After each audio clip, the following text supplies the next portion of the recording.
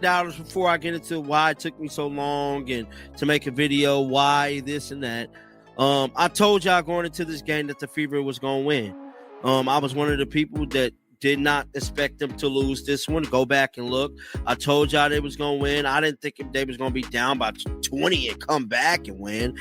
Kelsey Mitchell immediately erupted. But guys, it took me a while to make this video because I'm trying to get my thoughts together and gather my emotions because my second favorite player on the team is done, and that is Sophie Cunningham. Before I even get into why this video took so long, let me just say this. I told y'all the Fever were going to win this game. Go back and look. I called it. What I didn't call was them going down by 20, needing a miracle comeback, and Kelsey Mitchell erupting like a volcano just to drag this team out of the grave. And honestly, it took me hours to make this video because I'm trying to collect my thoughts and my emotions. My second favorite player on the team is done, Sophie Cunningham. And the WNBA just turned into full-blown reality TV. My goodness, it took a Hercules-like effort from Kelsey Mitchell in the second half of the game to bail out Stephanie White. My God, it took overtime for the Indiana Fever to beat the worst team in the league, they're now 6-27. We're whipping the Indiana Fever's asses for 3 quarters. New footage drops, and suddenly Stephanie White is out here crying harder than a kid who dropped their ice cream. Why? Because Sophie Cunningham and a lawsuit-sized headache just tag-teamed her peace of mind. Tears, chaos, lawyers. The whole thing turned into an episode of Real Housewives of the WNBA. If you thought this was just about basketball, buckle up. Dirty, dirty Bria, of course, it had to be ya.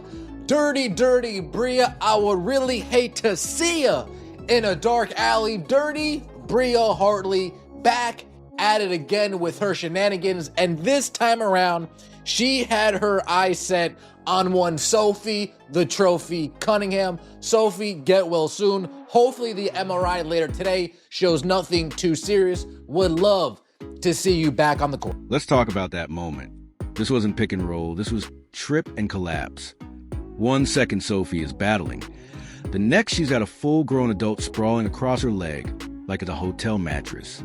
Dirty, dirty Bria. Of course it had to be her.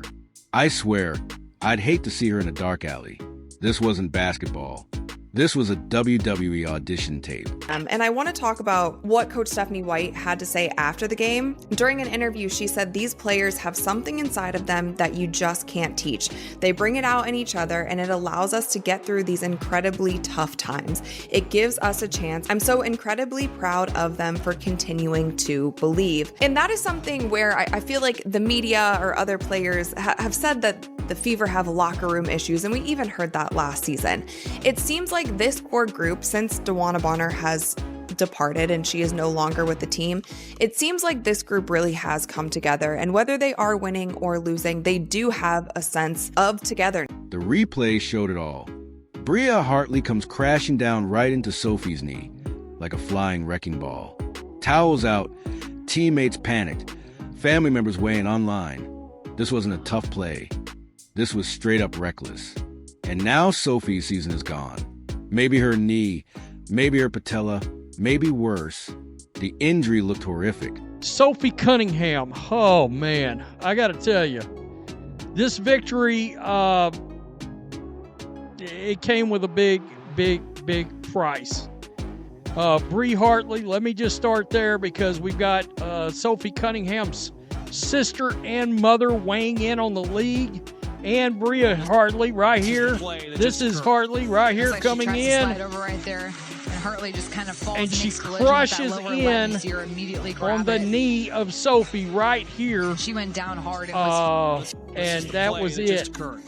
That's like she tried Sophie was upset. Right, and Hartley just kind of falls and right there once again into the knee. They had to pull out towels to sort of cover the situation up. Bria Hartley getting absolutely destroyed by everybody.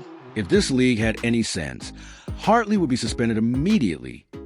Not a soft slap on the wrist, not a one-game timeout. No, a real suspension. As long as Sophie is out, Hartley should be out. Same couch, same remote, same viewpoint. Because you don't get to end someone's season and walk away like it's part of the game. Indiana Fever with a hell of a comeback versus the Connecticut Sun. We're going to get to the good, the bad, and the ugly. Let's start with the ugly. Prayers up for Sophie Cunningham. One half of the Blonde Bombers. Sophie, the trophy, is done for the season with a horrific lower leg injury. I don't know if it's her knee. I don't know if it's an Achilles. It looked bad. She's going to be done for the year. I don't know how much longer the Indiana Fever can continue to survive with these injuries. I just have to be honest. I got to be real. We lost Sydney Colston to a torn ACL. Ari McDonald broken bone in her foot. Caitlin Clark has played like 12 games all year or something like that. Dewana Bonner scammed us. I mean, it's been a complete shit show, to say the least. It's been a shit show. Yes, the Fever somehow clawed back and beat the now 6-27 Connecticut Sunday. It took overtime. It took a Hercules-level effort from Kelsey Mitchell. And yes, Stephanie White better send her a personal masseuse, 5 meals, and maybe a bonus check. But that victory, it came with the highest price of the season. Sophie Cunningham is the glue, the toughness, the heart, and now she's gone.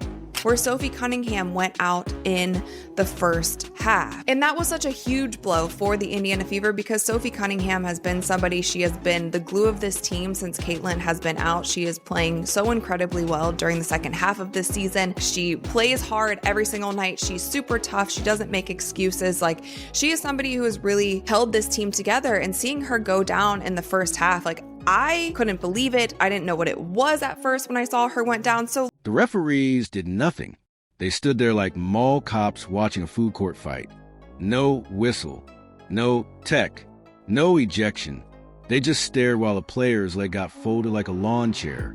If cardboard cutouts were standing there instead of refs, the result would have been the same. Absolutely nothing. Save this team today. And I told y'all, go back to the video I posted last night. I told y'all Bria Hartley is a dirty player. She's no different than Dejanay Carrington. It just doesn't get as much publicity because the Connecticut Sun stink. Point blank, period. She's reckless. She injured Sophie Cunningham. It is a travesty. Stephanie White, you better go and you need to be buying Kelsey Mitchell food all week. You need to send her a personal masseuse because she saved your job tonight. This disaster belongs to the commissioner. When leadership is soft, the refs get soft. When the refs get soft, players get hurt. It trickles down. In the NBA, this would be a headline.